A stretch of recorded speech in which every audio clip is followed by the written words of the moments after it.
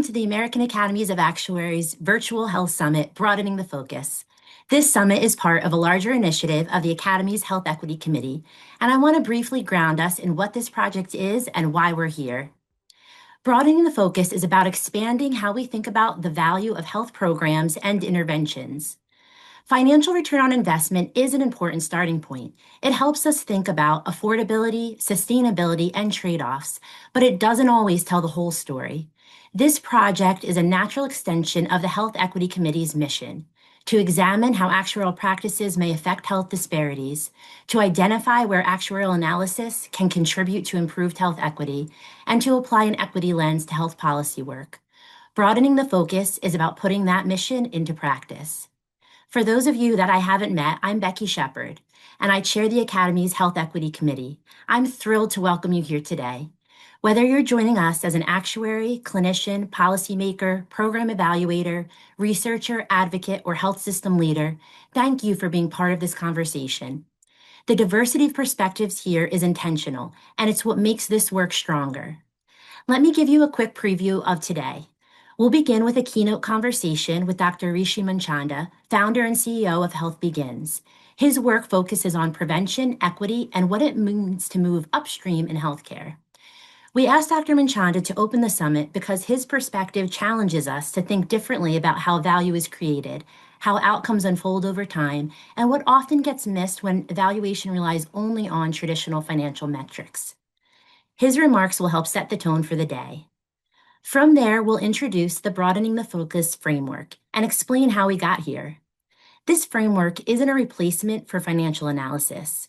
It's a shared lens to help decision makers consider context, including time horizons, affected populations, non-financial outcomes, and equity impacts alongside the numbers. We'll then move into two panel discussions. The first, behavioral health, explores a benefit that traditionally does fall within the health insurance system, but has outcomes that may be more difficult to value.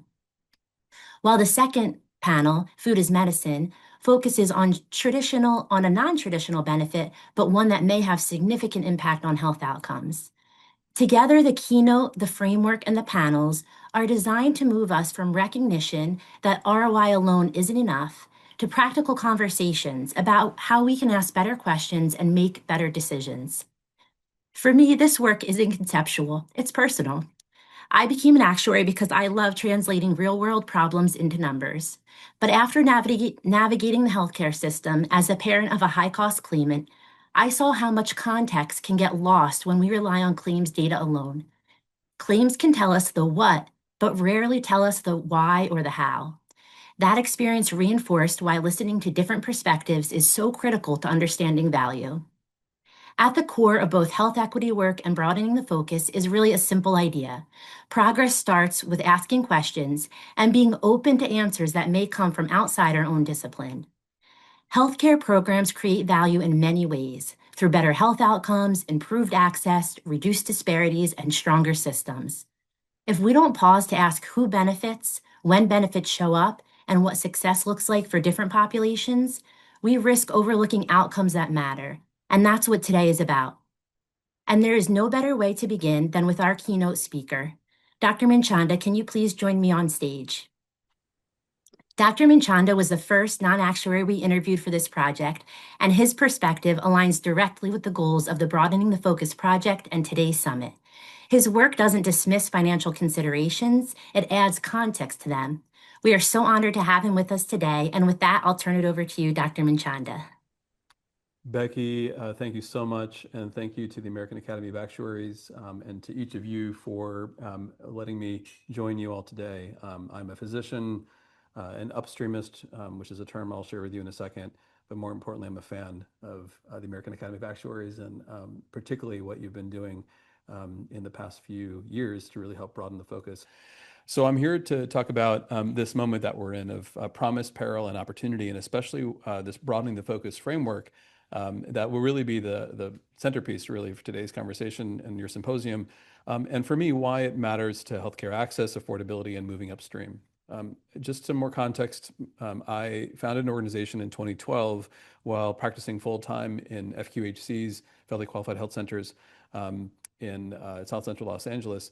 In 2017, it became full-time work, and this work now of Health Begins has allowed us to work with over 1,500 leaders across 300 healthcare organizations, 150 community-based nonprofits, and in 350 communities across the country. And so a lot of what I'll be sharing is drawn from that experience, working alongside incredible leaders, including many folks who are actuaries and financial analysts who are thinking deeply about not just how to do their work to the highest standards of practice, but to do so in a way that helps really advance the mission of the organizations they work in. Our practice areas at Health Begins are in the investments, integration, and power building area. I'm going to draw a lot from what we've learned in our investments practice area to share my perspective today. The learning objectives that I really want to lay out, and I'm being very focused because I know I'm talking to a lot of folks who are very detail oriented here. So I'm going to structure my talk around 4 key learning objectives. The first, I want to make sure that by the end of this half hour together, that you feel just clearer about why it's important to broaden the focus beyond ROI, at least from my perspective. To define also what it means to move upstream, I hope you're able to understand a bit more of what I mean by moving upstream and why it matters to actuarial practice and to this incredible effort that the Academy is leading to broaden the focus beyond ROI. Thirdly, I'll introduce a few questions, actually 12 questions, a whole menu that you'll get, and that'll make it easier for, I hope, each of you to identify at least one question that you can ask in the next 21 days, literally the next 3 weeks, that you can jot down in your notebook or whatever notepad you use so that you can think about how to prompt a conversation or an action that can help actually take this broadening the focus framework and apply it in action. And then lastly, I'll highlight at least one concrete resource that will support you as you do that. So to ground us, let me introduce a couple of stories here. Mr. R these are composite stories, but based on people I've had the privilege of caring for. Mr. R adores his daughter and his teenage grandson. They live close to him. He himself lives on a fixed income. He has hypertension. His daughter is a breast cancer survivor, works at a local nonprofit, and his grandson is in school, in high school right now, has mixed anxiety depressive disorder. Mrs. M also loves her own child, her son, and her granddaughter. She has a low-wage job, has type 2 diabetes and chronic kidney disease. Her son is a custodian at a local hospital. Her 9-year-old granddaughter has moderate persistent asthma and was recently hospitalized.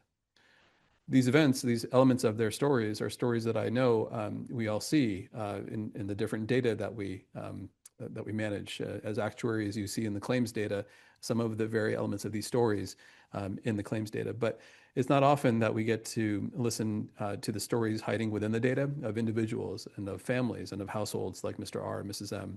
And I want us to keep them in mind as we go forward to the first objective, which is describing why it's important to broaden the focus beyond ROI. To really set the stage to explain why, for me at least, it's so important to broaden the focus beyond ROI and why I appreciate the Academy's work, I want to remark on this moment of progress and promise, and also this moment of peril. As we know, in the last decade, compared to the last 30 to 40 years, there's been a remarkable shift, a remarkable movement towards increasing opportunities for healthcare to partner with communities to address social needs and to advance healthcare equity.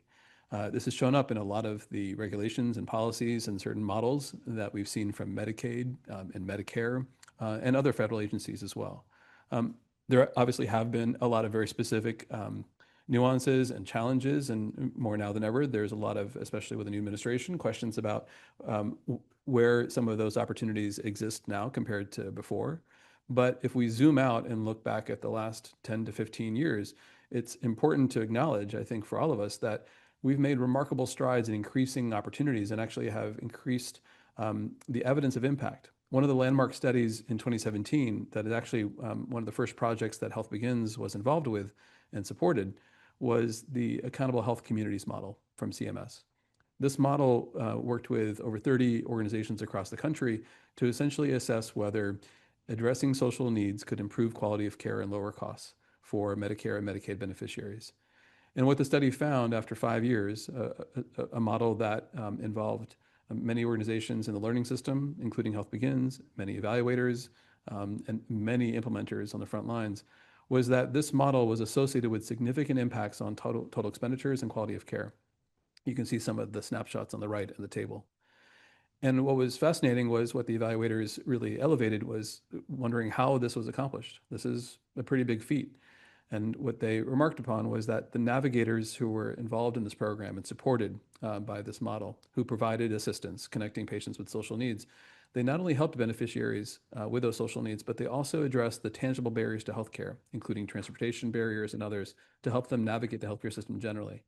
The evidence of impact that this model represented has now led to a growing body of evidence that many of you are probably familiar with that demonstrates that being able to advance and address health equity specifically and explicitly, being able to address patients' unmet health-related social needs explicitly and in an intentional way, that these efforts in healthcare can improve population health management, can improve health equity itself, and connect patients to resources to address the real hardships in their lives that for a long time in healthcare we were aware of but couldn't do anything about.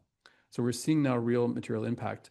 A lot of what we're doing at HealthBegins in partnership with a number of organizations is through something called the Social Needs Investment Lab, is to compile this evidence to make it easier for decision makers to understand this evidence, which again has been growing tremendously over time. There are studies upon studies now from in the literature as well as the gray literature from the real world that demonstrate now the impact that addressing social needs and advancing equity can have.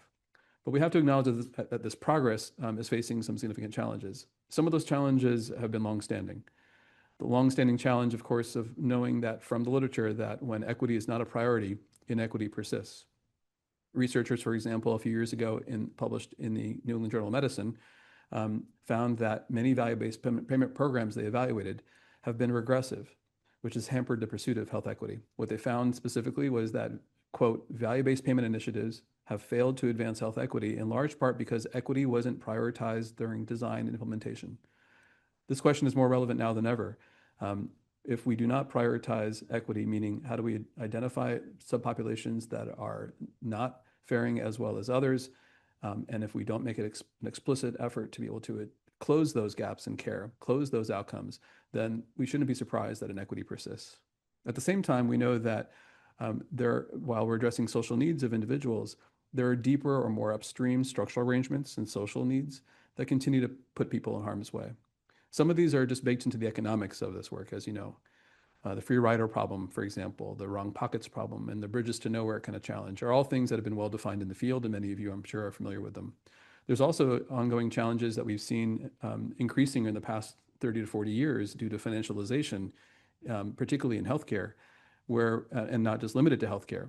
Many industries now are seeing the rise of and are really challenged by the rise of extractive practices, manifest through profiteering and other practices that contribute to, and some researchers would argue, depend upon poverty, depend upon and contribute to inequality, and depend upon and actually contribute to dispossession.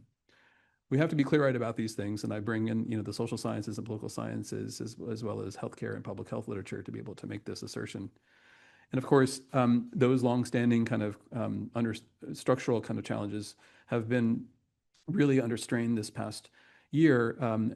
Researchers projected prior to the passage of an important law last year what might happen if Medicaid and SNAP cuts were implemented. And what researchers found, you can see the sources here, was that combined losses from Medicaid and SNAP cuts would reach over $1 trillion, leading to dramatic reductions in state GDPs and resultant massive losses of jobs over a decade nationwide. These are real strains that have material kind of impacts on the institutions that we work in and that we support in order to, of course, help the people that we care for. And last but not least, and perhaps more directly, one of the other challenges that we know about is that conventional ROI analysis has been a longstanding barrier to health interventions. A lot has been written about this, and I think part of what I really appreciate about the Broadening the Focus framework from the Academy is a recognition of some of these challenges. Conventional ROI models have often lacked an equity analysis. There's long been an understanding of the asymmetry of thinking and the asymmetry of power in ROI conversations. This again was published about 10 years ago and described in the New England Journal of Medicine, whereby researchers were describing how healthcare leaders ask often about ROI for preventative care, far more often than for biomedical interventions or treatments, and how those ROI conversations increasingly become asymmetrical when power imbalances exist between, say, healthcare organizations and the community-based nonprofits that increasingly are being looked to address social needs. Most fundamentally, there's also concern that conventional ROI methods are leaving money on the table. So if I bummed you out, I apologize. But the takeaway here is that in this moment, why does broadening the focus matter? Why does broadening the focus beyond ROI matter most? And why is it so important to acknowledge and celebrate really what the Academy is doing? Is because we have made tremendous progress as a field, and there is much at risk, which brings us again to this question about this opportunity. And the first opportunity, of course, is understanding the broadening the focus framework. More will be talked about today about this in length, but for me, the big takeaways for the broadening the focus framework that's come out of the Academy is that it's designed for actuaries and other stakeholders by the American Academy of Actuaries Health Equity Committee. I know some of you well, including Becky and Sarah and others and Annette. And I'm just incredibly impressed with the kind of intentionality, the professionalism, the rigor, and the commitment to a broader mission that the Academy represents through this framework.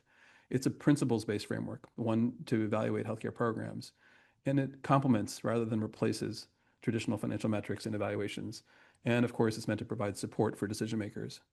The things about it, though, that really are compelling for me are what you've probably seen in the framework if you've downloaded it already, which for me at least are the guiding principles. Consider the broader impact, the framework says, not just financial return. And the second principle, preserve analytic rigor, transparency, and objectivity. Those two principles are not at odds with each other. That's what's, for me, one of the most profound and remarkable things about this framework here, because it compels, I hope, not just you as actuaries, but particularly, and I can attest to this, the non-actuarial kind of colleagues that you have, including myself in the field, to understand that it is possible. And then if the American Academy of Actuaries is saying it's possible to hold these two principles in conversation, in dialectic, and to hold them together, then there are new things possible, new ways of being able to address some of these barriers. And so let me tell you why I'm particularly enthused because of what it means to move upstream. And let me explain to you what I mean. So what does moving upstream mean? We use this phrase more now than ever. I'm proud to have been one of the people to help popularize this in recent years. But let me really kind of unpack what it means to move upstream by sharing a common adage. Just by a show of hands, at least the virtual world, if you have emojis or hand raises or thumbs ups that you can do, please share if you've actually heard this adage. Give a man a fish and you feed him for a day. Teach a man to fish, and you feed him for a lifetime. Everybody has heard this at some point, I'm sure. I'm sure you may not even recall where you first heard it. In fact, it's so widely understood that we can call this conventional wisdom, right? It's something that's a common source of truth that we know to be fundamentally true and resonant with experience. It just makes sense. But why not teach a woman to fish? What if the pond close to home is polluted? What if their family and neighbors have been historically denied easy access to the resources to fish due to a variety of structural conditions and policies and forces that have long denied some opportunity while providing it to others? Moving upstream is fundamentally about thinking differently, not just acting differently.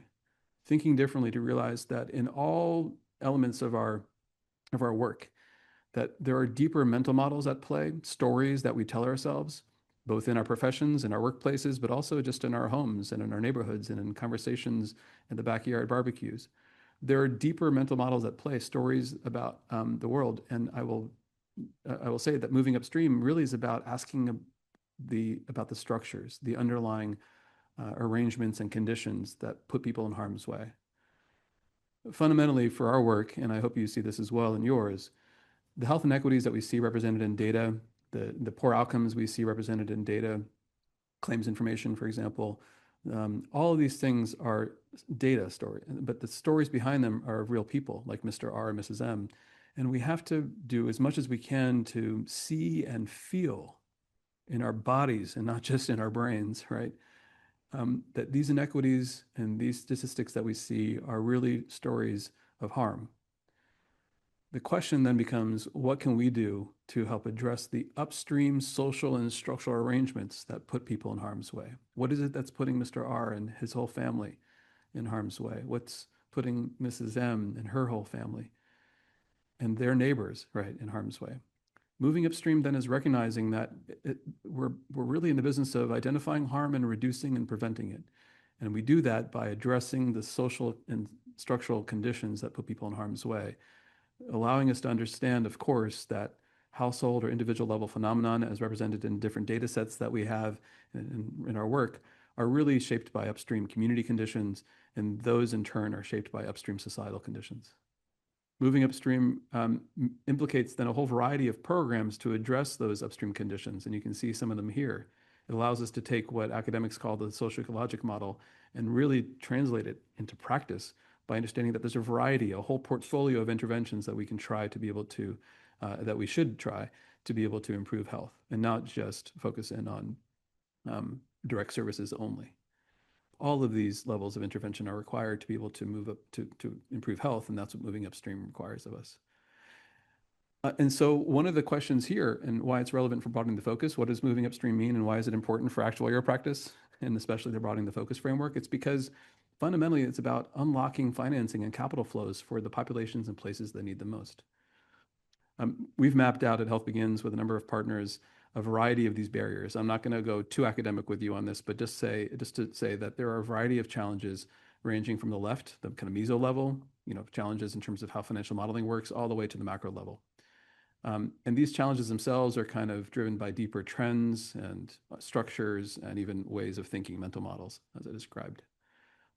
The point that I wanted to elevate here is that while these challenges exist to financing and capital flows, the good news is there are solutions. And what I see and what we see in our work is that the American Academy of Actuaries Broadening the Focus framework is one critical part of the solution set that the nation needs right now to be able to unlock financing and capital flows. I'll share with you another complementary one, a sister one that I've had the privilege of working with some of your members in informing and helping develop, which is a blended value model, which is a financial modeling tool that helps demonstrate that there is some ways in which the Broadening the Focus framework is already influencing and informing financial modeling work. We know, for example, that many organizations struggle to assign value and to calculate financial, economic, and social benefits for health investments and programs. You can see, many organizations know that there are a lot of direct financial benefits we have to attend to, but there's also organizational benefits and societal benefits, meaning benefits that accrue to others outside of the investing organization. What we call a blended value approach at HealthBegins is one that was developed after looking at the impact investing community, who for a couple of decades now have been talking about blended value, the triple bottom line, things like that. We adapted that to specifically address the kind of question about how healthcare can move upstream and capture a better value, how to address some of those barriers to conventional ROI practice that I described, so that it makes it easier to capture the full value of this work. Fundamentally, the blended value approach reflects three measures for a program: financial, economic, and social value measures that allow us to look at the financial performance and the economic benefits to the investing organization. That's the financial and economic value, but also to look at the social value or impact for other stakeholders. I hope you can see already that, and here's an example, by the way, of what this looks like in practice. We've applied this already with the health system. This is a children's hospital that a children's health system we worked with to help them do financial modeling for a community health worker program. And there's a course we developed. We're happy to share more information about this. This has also been informed by direct input from stellar actuaries, including members of the American Academy of Actuaries. So, moving upstream matters a lot, and it matters a lot to my interpretation of, why the Broadening the Focus framework matters a lot. But what does this mean then in terms of what's possible, especially for each of you as actuaries? From my humble position as someone who's not an actuary, but one who knows how powerful and vital actuaries are to the work of moving upstream and to the work of advancing health for all, I will say that there's a few questions I generated to propose as part of a menu of options. These are questions that I ask you to think about considering asking in the next 3 weeks. In other words, don't ask all these questions, but as I'm going through this, identify the one question that is something you think is feasible for you to ask in the next 3 weeks. Here's one set. A set of questions about framing and assumptions. Question one: as you're a member looking at the Broadening the Focus framework, is it possible in your setting, in your workplace, to ask, beyond direct medical claim savings, what are the top 3 non-financial goals that a particular program is intended to achieve? As you're looking at, a program, for example, to improve outcomes for Mr. R, or his daughter, or his grandson, or Mrs. M, or her family.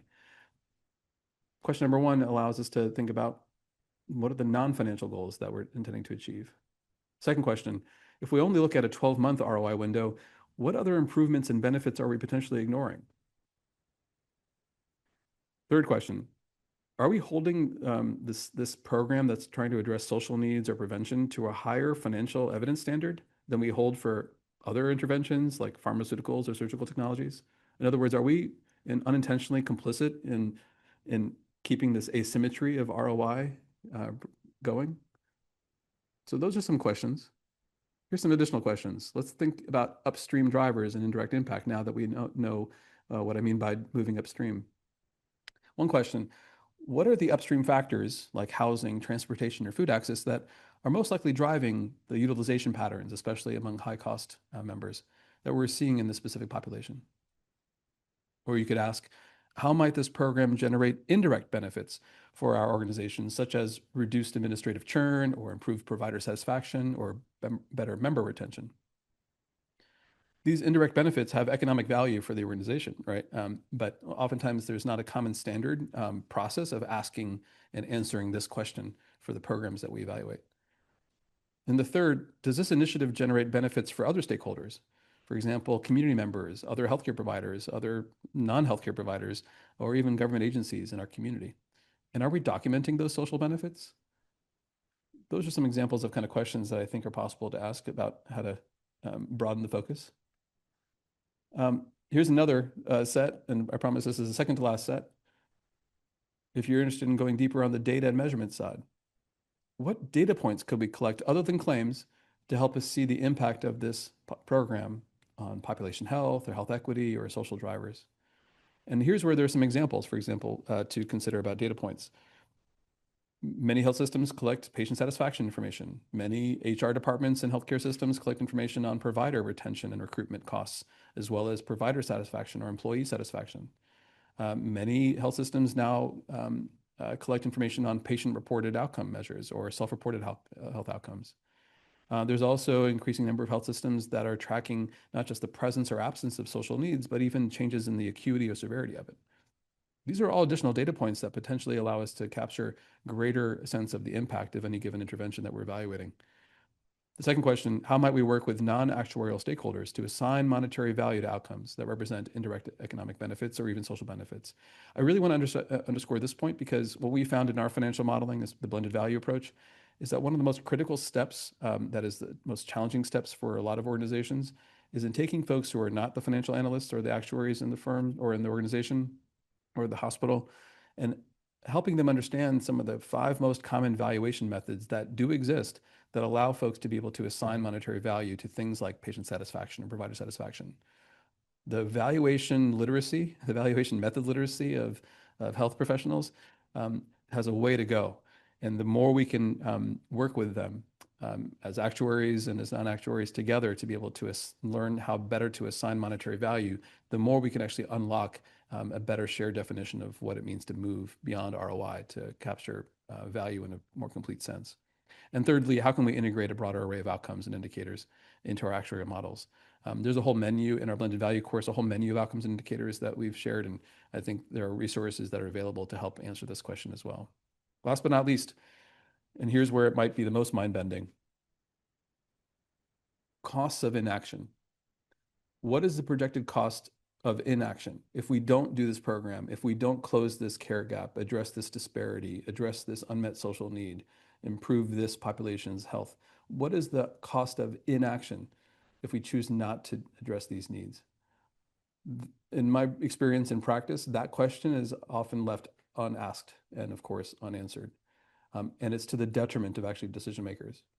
The second question, are there power dynamics or mental models or even incentives in our current process, decision-making process that prioritize short-term returns over long-term population health? And finally, who are the non-actuarial stakeholders that we should invite into this whole process to ensure that we're not missing hidden value? I hope these questions represent some examples of things that we can do. I'll also tell you one last thing here. This is a preview. Lastly, why the broadening the focus framework for me is so important. When I had a chance to understand what the Academy was doing and mapping it as I did, as I showed you on that slide earlier, I decided to invite a few members from the Academy Actuaries to attend a landmark convening that happened 2 months ago at UC Berkeley School of Public Health in California. And the convening was titled Reimagining Financing and Capital Flows for Health Equity. And what happened was that over 60 leaders, really top thinkers and implementers in the country, convened with a common purpose. It was to identify opportunities to unlock and align financing and capital flows for the places, the populations, and programs that need them most. In this convening, many innovations were shared. And what we realized is that there is no shortage of ideas, both fresh ideas as well as ideas that have already been tried that we can learn from, to be able to raise and source and align capital, to be able to better define and measure returns and value, and to be able to pool and stack and coordinate capital. In particular, the American Academy's work, the prior issue briefs, were things that we referenced that many folks were looking at in this convening to understand, wait, there are already people thinking, for example, at the Academy of, the American Academy of Actuaries, of healthcare economists, are thinking about ways to better define and measure returns and value.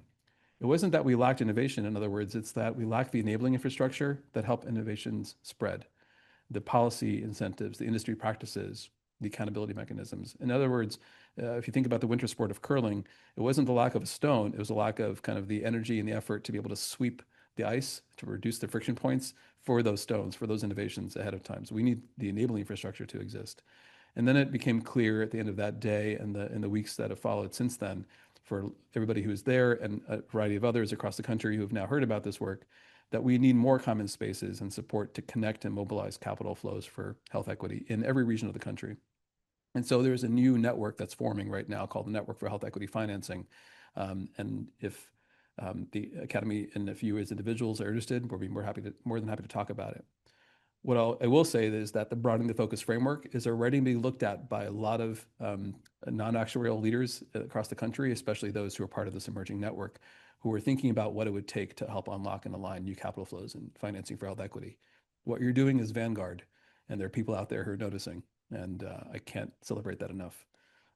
All right, finally, and last but not least, what are the resources to help you broaden the focus? Well, the best resource of all, of course, is issue brief number 4, the unveiling of the framework. On top of the 3 preceding briefs, which I have read each one of and devoured and appreciated. And of course, the framework really introduces different steps in the process for how to now broaden the focus, along with a set of questions, concrete kind of questions that actuaries, each of you members, can use to be able to understand simple steps, right, to be able to help move forward from traditional ROI to a broadening of the focus in ways that are aligned with those foundational principles. I'm looking at you. Many members of the communities that I'm a part of are looking at you in the Academy and are absolutely grateful for the ways in which you're showing up in this moment of great promise and peril, because what you're doing with the Broadening the Focus framework is actually providing more folks, both actuaries and non-actuarial stakeholders, the opportunity to think about how to broaden the focus. I celebrate what you're doing. I thank you for letting me join you, and onward. Have a great symposium. Thank you so much, Dr. Manchanda. I'm always inspired listening to your perspective and your experience, and really excited about what the future holds and working together in the future as we go forward. So thank you so much.